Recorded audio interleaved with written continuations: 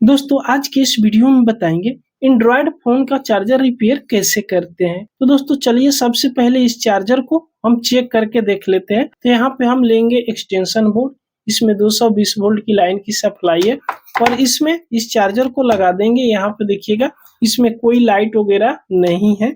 उसके बाद में इसमें एक डाटा केबल लगाएंगे, ये डाटा केबल बिल्कुल ओके है। और यहाँ पे एक मोबाइल लेंगे, ये मोबाइल चालू है देख सकते हो। और इसको हम इसमें लगाएंगे तो देख सकते हो कि कोई भी रिस्पांस इसमें नहीं मिल रही है, ये चार्ज नहीं हो रही। इसको चलिए पलट कर भी देख लेते हैं, कोई भी रिस्पांस नहीं मिल रही है। इसको दूसरे सॉकेट में भी लगाकर देख रहे हैं तो भी ये चार्ज नहीं हो रही है। तो जब ये मोबाइल चार्ज नहीं हो रहे तो इस चार्जर को खोलकर कैसे रिपेयरिंग करते हैं इस वीडियो में सब कुछ हम आपको डिटेल में बताएंगे। तो यहाँ से इस डाटा केबल को निकाल लेते हैं, उसके बाद में इस चार्जर को खोलेंगे। तो दोस्तों सबसे जो बड़ा कठिन है ना, इसको रिपेयरिंग करना कठिन नहीं है, इसको खोलना कठिन है। तो इसको खोलते कैसे हैं तो देखिएगा दोस्तों, जो मार्केट में ये चार्जर मिलती है ना, इसको तो बहुत आसानी से खोल लेते हैं। लेकिन जो मोबाइल के साथ में चार्जर आती है, वो एडेप्टर आती है, उसको खोलना बहुत ज्यादा कठिन होती है। लेकिन खुलती है, लेकिन बहुत मुश्किल से वो खुलती है। ये चार्जर कितने पावर की है ये भी दिखा दे। तो यहाँ पे ध्यान से देखिएगा, आउटपुट में लिखा हुआ है 5 वोल्ट 2.4 एम्पियर मैक्स लिखा हुआ है। तो लगभग ये 2.5 एम्पियर की चार्जर है। तो इसको कैसे खोलेंगे? खोलने के लिए सबसे पहले इसको फिजिकली देख लीजिएगा कि आगे की साइड से खुलेगा या पीछे की साइड से खुलेगा।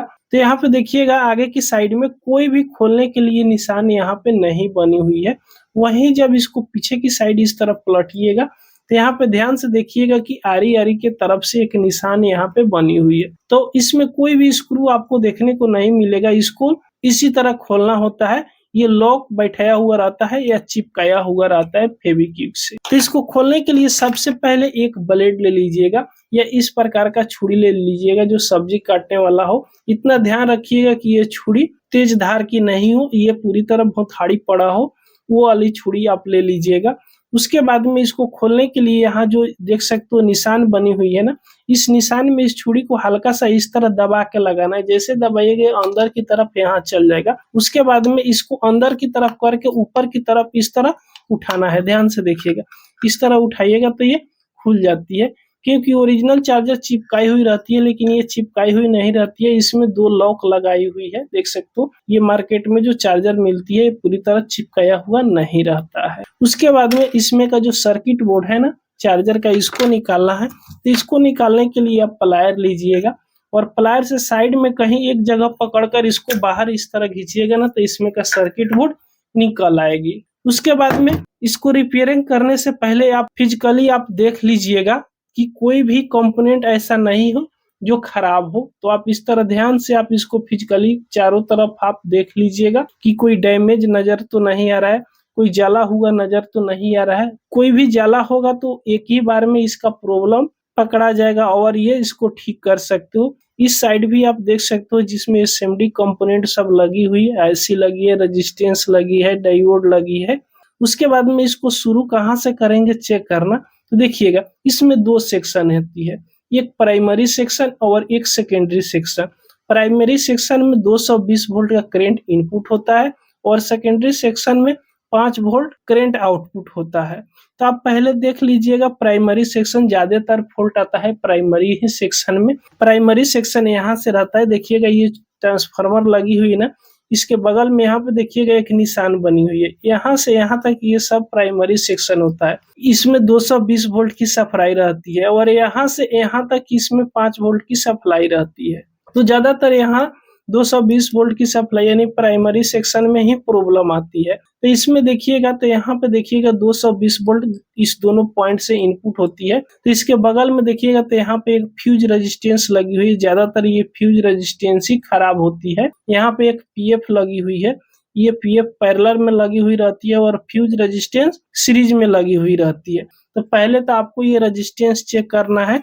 तो चेक करने के लिए आप पहले मल्टीमीटर लीजिएगा और मल्टीमीटर को बजर मोड पे सेलेक्ट कर लीजिएगा, यहाँ पे बीप मोड पे, और सेलेक्ट करके यहाँ पे रख लीजिएगा और इस दोनों प्रोब को सटाकर चेक कर लीजिएगा।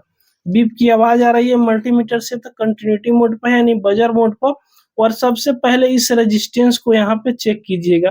तो रेजिस्टेंस की दोनों लेग पे, दोनों पॉइंट पे इस तरह दोनों प्रोब को सटाकर देखिएगा, तो देखिएगा बीप की आवाज आ रही है, रीडिंग 0 तक चला रहा है, यहाँ पे देख सकते हो 005 आ जा रहा है, यानी इसका जो रेजिस्टेंस है बिल्कुल ओके है। उसके बाद में रेजिस्टेंस ये जो प्रिंट आया हुआ है यहाँ तक आया हुआ है, तो हो सकता है ये प्रिंट भी कभी कभी डैमेज हो जाती है। जो ये रेक्टिफायर डायोड लगाई हुई है, ये रेक्टिफायर आईसी, तो एक पॉइंट यहाँ पे रखिएगा और दूसरी पॉइंट के रेजिस्टेंस की पहले लेग पे रखिएगा, तो इस तरह चेक कीजिएगा बीप की आवाज आ रही है, यानी बिल्कुल इसका कनेक्शन ठीक है। तो आप इसको फिजिकली फिर से ध्यान से देखिएगा कि कोई प्रिंट वगैरह जल भी जाती है ना, तो भी इस प्रकार का प्रॉब्लम चलाती है चार्जर में, ज्यादातर इस प्रकार की चार्जर में डैमेज हो जाती है। तो देखिएगा यहाँ पे कोई भी प्रिंट डैमेज इसमें नजर नहीं आ रही है। उसके बाद में ये तो इनपुट हो गया और इस रेक्टिफायर आईसी के बगल में यहाँ पे आउटपुट है, तो यहाँ से आउटपुट चेक कर लीजिएगा। और ये वाला जो प्रिंट गया हुआ है ना, डायरेक्ट इस ट्रांसफार्मर पर गया, ये डीटी ट्रांसफार्मर है, इस पे गया हुआ है, तो यहाँ से सप्लाई आया हुआ है डायरेक्ट यहाँ पे। और उसके बगल में यहाँ पे देख सकते हो कैपेसिटर लगाई हुई है, इसमें एक कैपेसिटर फिल्टर के लिए लगाया हुआ है। बहुत ऐसे चार्जर होती है 2 लगाई हुई रहती है, 4 लगाई हुई रहती है, लेकिन इसमें एक ही कैपेसिटर लगाई हुई है। तो पहले यहाँ से रेक्टिफायर से लेकर इस कैपेसिटर तक का प्रिंट को आप यहाँ से चेक कीजिएगा। तो यहाँ पे देखिएगा, चलिए हम इसको चेक कर लेते हैं। तो देखिएगा ये ठीक है।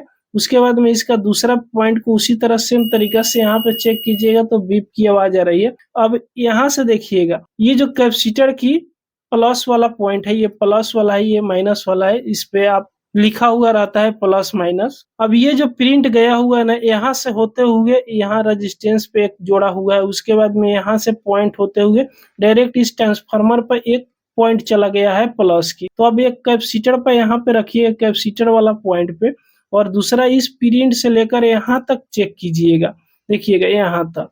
तो यहाँ पर जब चेक कर रहे हैं तो कोई भी इसमें बीप की आवाज नहीं आ रही है, कोई भी कंटिन्यूटी नहीं मिल रही है। इसके बीच में ट्रांसफार्मर से लेकर इस कैपेसिटर के बीच में ये प्रिंट कहीं ना कहीं बीच में डैमेज है, तभी यहाँ पे कोई भी कंटिन्यूटी नहीं मिल रही है। तो यहाँ पे एक पॉइंट पे तो इस प्रोब को आप सटाए रखिएगा और दूसरी को यहाँ पे चेक कीजिएगा, तो देखिएगा यहाँ पे बिल्कुल बीप की आवाज आ रही है।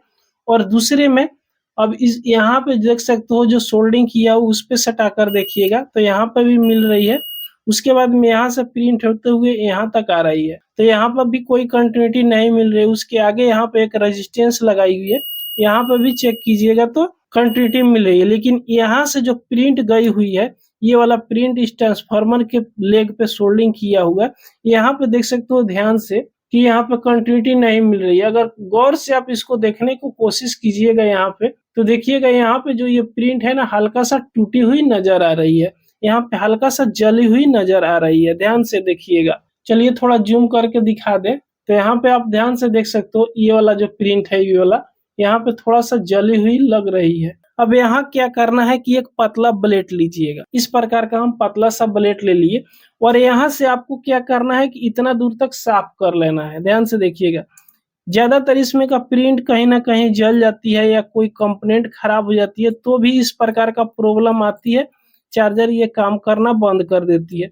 लेकिन यहाँ पे देखिएगा, हम ब्लेड से इसको मार रहे हैं तो कहीं भी प्रिंट जला हुआ नजर नहीं आ रहा है और इस पे कंटिन्यूटी भी नहीं मिल रही है।